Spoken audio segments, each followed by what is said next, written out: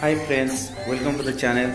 आई hope आपण मैंने यही महामारी टाइम रे भलरे थे और कोविड गाइडलाइंस को भल भाव मानुवे।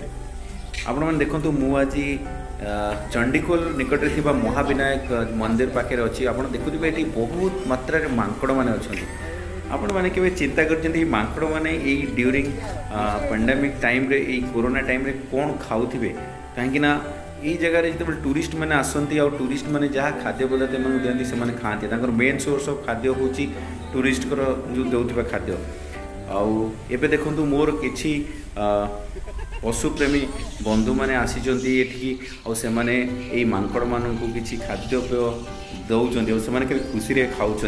एक्चुअली मुझे वीडियो माध्यम आपण मन गोटे छोट रिक्वेस्ट करा चाहिए जदि आपणकर एरिया पखापाखि किसी एमती टूरिस्ट प्लेस अच्छी आठी किसी एमती जंगली पशुपक्षी या मांकड़ अच्छा से जदि आपड़ किसी अफोर्ड कर खाद्य पदार्थ तांकु नहीं दिंतु आपन को बहुत भल लगे।